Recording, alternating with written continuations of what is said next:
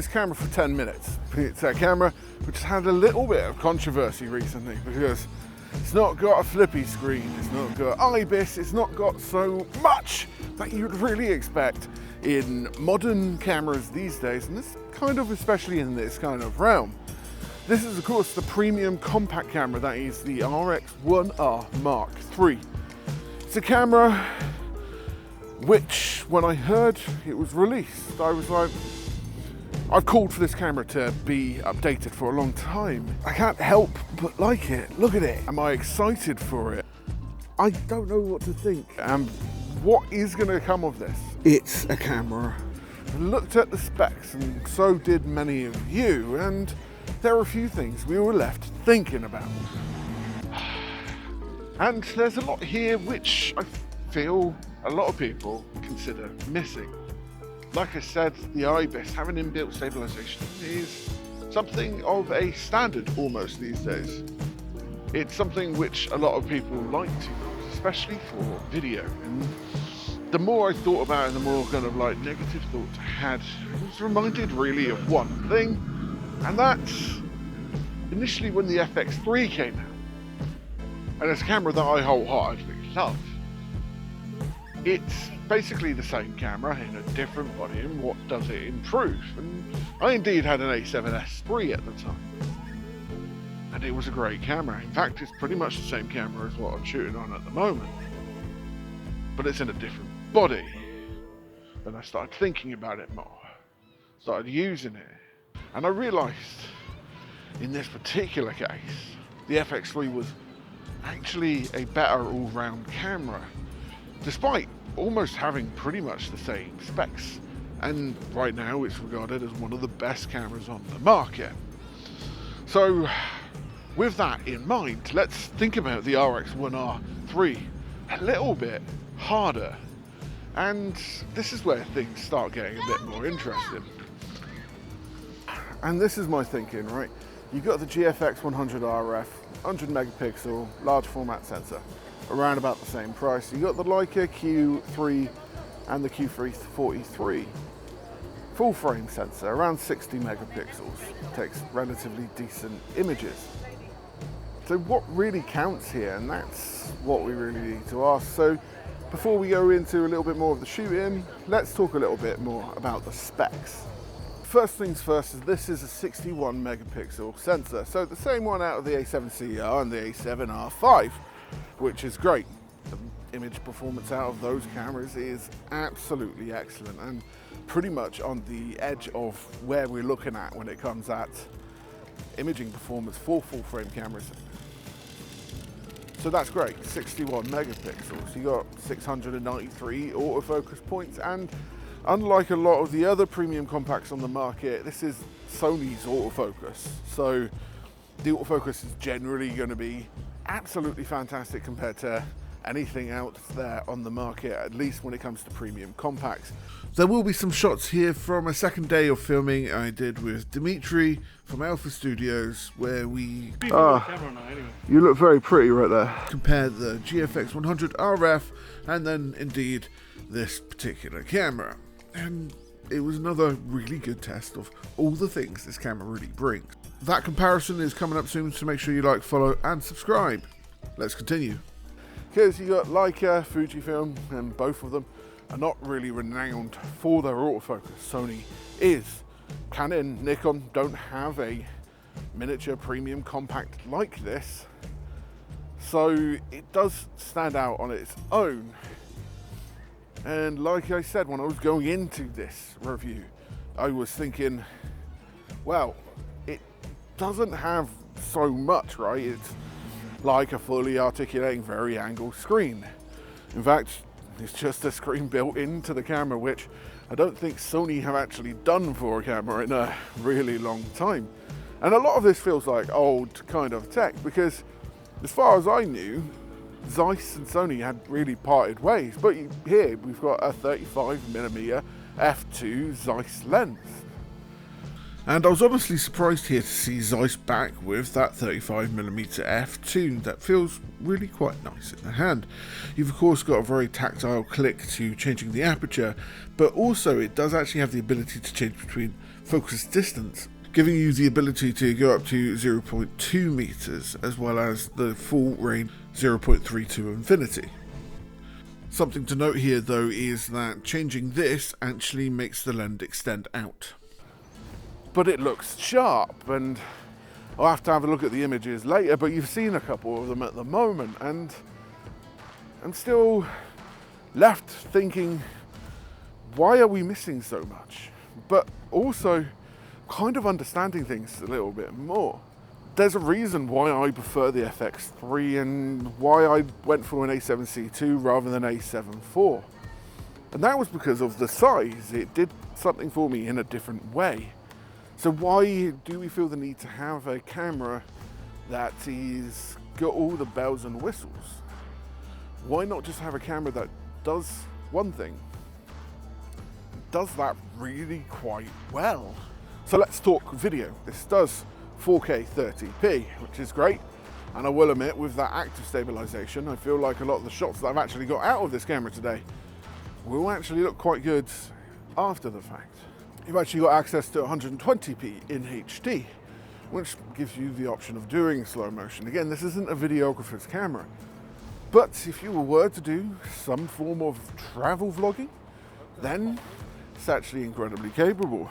Does it vlog? Of course, this is a 35mm lens, and with active stabilization, this is going to be too close. For example, let's have it up here. So this is with the RX1R III turned on and just pointing directly at me. And if I'm honest, it's probably really quite tight, especially because it's got that active stabilization on. Let's put it to the 35mm end, because when it comes to active stabilization, it actually crops in on the camera and you lose the wide angleness of the shot. So let's just do that again. So this is now without active stabilization, so there's no crop on the actual sensor. And this is the angle that you get. But with that, you get shake. So is it able to do travel vlogging? It would be nice to be able to see the screen, but more often than not, I find myself actually looking at the screen, breaking eye contact with the camera like I'm doing now, and taking, I don't know. Essentially, what you've got here is a camera without all the necessary added fluff, which Sony have done with other lineup within their range a couple times now and produced some really great cameras out of it, and some very popular cameras. So you don't have as much of the fluff, which I guess is good.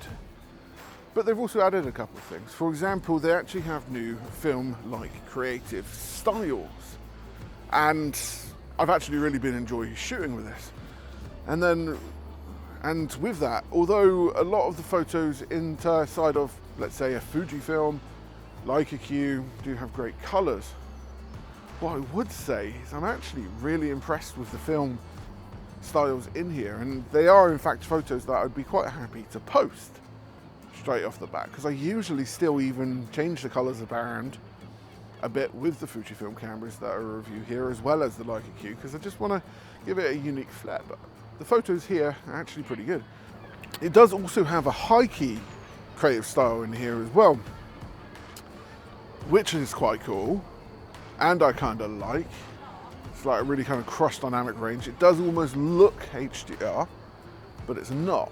And I haven't even got into the FW50 thing right now, because I absolutely do not like that battery at all. But you compare it to the previous one, the RX1R II, and that had a BX1 battery, which a BX1 battery just wouldn't be able to do it. And also the FZ100, my favorite battery that's only produced. I know having favorite batteries is quite a sad thing, but it is. Would be too big to keep it as compact. And then when you consider the argument of why it doesn't have IBIS, like, you don't necessarily need IBIS, at least not necessarily for the vast majority of photography. You do need it for video, and that's something which I was worried about. But with the recent releases from Sony, the active track has actually been pretty good. Granted, you don't get active dynamic, you do get active stabilization built into this.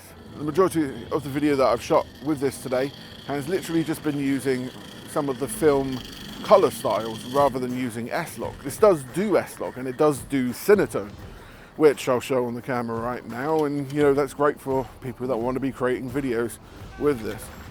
But this isn't a professional videographer's camera. This is a camera for maybe professionals or people that just like shooting to use day in, day out. Go out, capture the family, take photos, do street photography. Yes, there's a lot not here, but there is also a lot here that I feel needs to be looked at, and it's just a hell of a lot of fun. And like with most creative compacts these days, it has the ability to crop in on the images, which I've tested, and I'm going to go into VO and talk about, because I don't know the quality of them, and I'm not shooting RAW here today. In fact, I'm actually shooting the HEIF mode at 10-bit 422, which is what it says there, which is a new mode. A little bit interested for. Essentially giving you three modes right here: a 35 at 50mm at 29 megapixels and a 70mm at 15 megapixels. Next thing to really talk about is the screen. When it comes to the screen, it is of course touchscreen. You've got all the new user interface options, as well as being able to rotate the camera in which direction you want to be able to shoot. It is a 2.36 million dot screen, and it is an LCD 3-inch type. When it comes to the EVF, this is a high resolution, high contrast EVF, and it performs really well. It is of course OLED, and it's still 2.36 million dots at a magnification of 0.70x. Baby. I was expecting to hate it. Expecting to go into this today and be like, I don't enjoy the camera. Finding it hard. There are reasons not to, and I don't think Sony are blind to that fact. I mean, they would have seen the response they had from it online.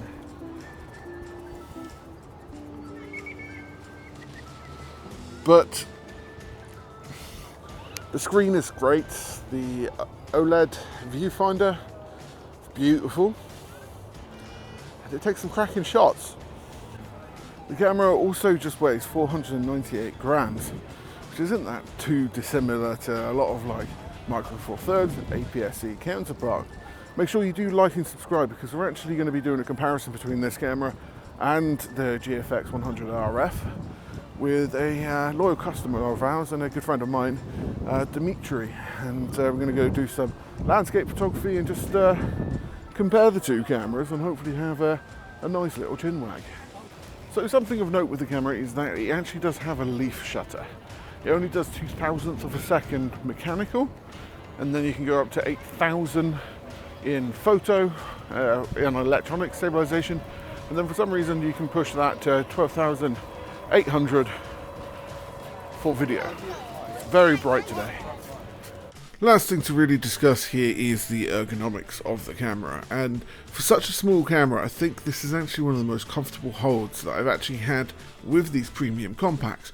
I haven't felt the need to have an extra grip there, and that can be partly due to the extra little thumb grip that you have on the side of the camera, but then also just the grip on the outside. It's a nice rubber, it feels really good in the hand, and again, this is something that did surprise me. Last few things before we go into the conclusion is, when I was up on the Ferris wheel, the kind of cabin was very loose and moving around quite a bit, so what we ended up getting is a jello effect in the images because I was moving too much. So the sensor readout on that electronic shutter doesn't necessarily have a super fast readout, but you're expecting that with a 61 megapixel camera just in general anyway. You also have the AI processing unit, which helps out with the autofocus, the speed of the camera just in general, and then surprisingly, and this will come up in the comparison, you don't actually have dust and moisture resistance in here, or weather resistance of any kind. So that's interesting. Ultimately, I really don't know what to make of this camera. It's a lot of fun, it's nice, it's small, It's got a great sensor, something that's been tried and tested before. But is it enough? Have Sony justified the price tag? Were you expecting more? And put any comments in down below as to kind of what you're thinking. Make sure you do subscribe, because we're going to be doing a little bit of a comparison soon with the GFX 100 RF. And what would you really have liked to see out of this camera? You've seen the video, you've seen the photos, all from today, all from this camera.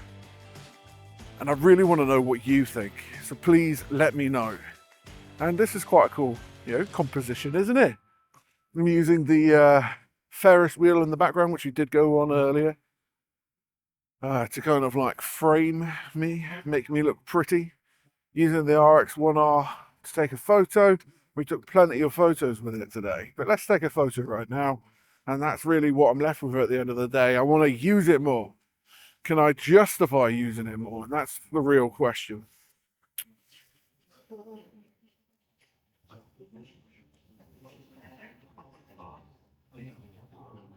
Jesus, it's bright today. So funny if my camera got nicked. Like, just like facing the other way, someone takes it. Never see any of this footage again. See you next time.